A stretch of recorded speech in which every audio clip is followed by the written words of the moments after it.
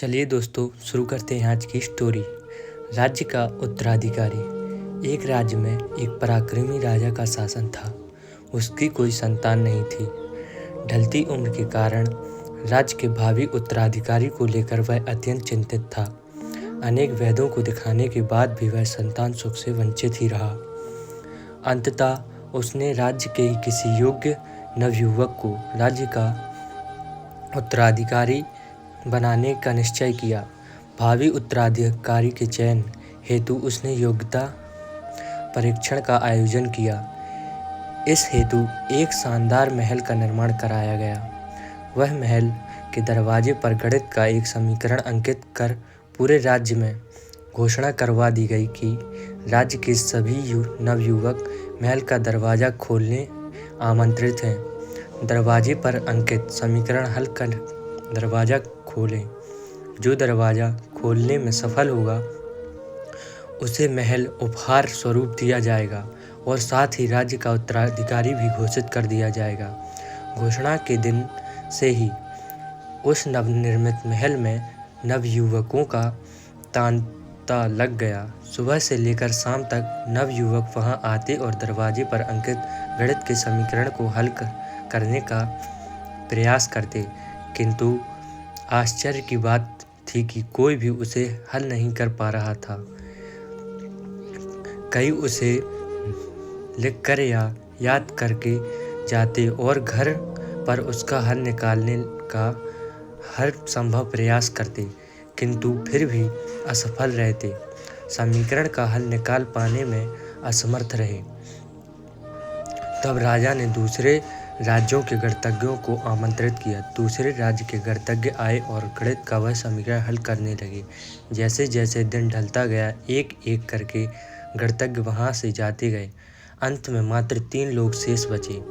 उनमें से 2 दूसरे राज्य के गणितज्ञ थे, किंतु तीसरा गांव का एक साधारण सा युवक था। दोनों गणितज्ञ जहां गणित का समीकरण हल करने में लगे थे, वहां युवक एक कोने में खड़ा होकर उन्हें देख रहा था। राजा ने जब उसे यूं ही खड़ा देखा तो पास बुलाकर पूछा, तुम दरवाजे पर अंकित समीकरण हल क्यों नहीं कर रहे?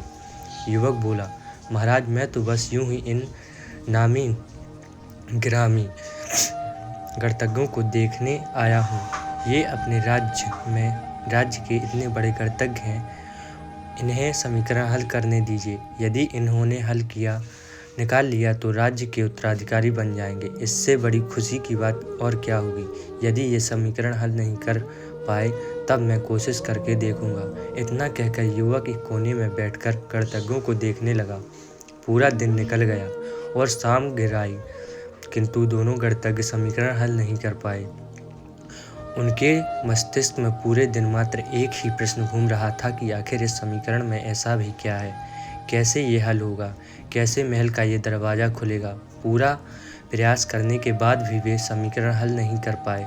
जब उन्होंने हार मान ली तो कोने में बैठा युवक उठकर दरवाजे के पास गया और जाकर उसे धीरे से धक्का दिया। जैसे ही उसने दरवाजे को धक्का दिया, दरवाज़ा खुल गया। दरवाज़ा खुलते ही लोग उससे पूछने लगे कि तुमने ऐसा क्या किया कि महल का दरवाज़ा खुल गया?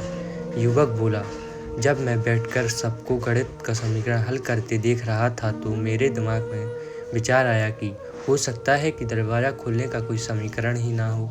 इसलिए मैं गया और सबसे पहले जाकर दरवाजे को धक्का दे दिया। दरवाज़ा खुल गया। दरवाजे खुलने का कोई समीकरण था ही नहीं। उसका उत्तर वहाँ उपस्थित राजा ने भी सुना और बहुत प्रसन्न हुआ। उसने युवक को वह महल भी दिया और राज्य का भावी उत्तराधिकारी भी घोषित किया। जिंदगी में हम कई बार ऐसी परिस्थितियों में फंस जाते हैं जब हमें लगता है कि हमारे सामने पहाड़ जैसी समस्या है, जबकि वास्तव में कोई समस्या होती ही नहीं है, या होती भी है तो बहुत छोटी सी, लेकिन हम उसे बहुत बड़ा बनाकर उसमें उलझे रहते हैं। बाद में उस समस्या का समाधान अपने आप ही निकल जाता है, या फिर थोड़े से प्रयास करने के बाद। तब हमें एहसास होता है कि इतनी सी समस्या के लिए हमने कितना समय बर्बाद कर दिया। समस्या सामने आने पर विचलित ना हो, शांति से सोचें और फिर समाधान करें। दोस्तों, अगर वीडियो अच्छी लगी हो तो प्लीज़ वीडियो को लाइक करें और प्लीज़ चैनल को भी सब्सक्राइब कर दीजिए। अगर वीडियो को लेकर आपके मन में कोई प्रश्न है तो आप कमेंट बॉक्स में जाकर उसको पूछ सकते हैं और हाँ, या फिर हमें सुझाव भी दे सकते हैं। धन्यवाद दोस्तों।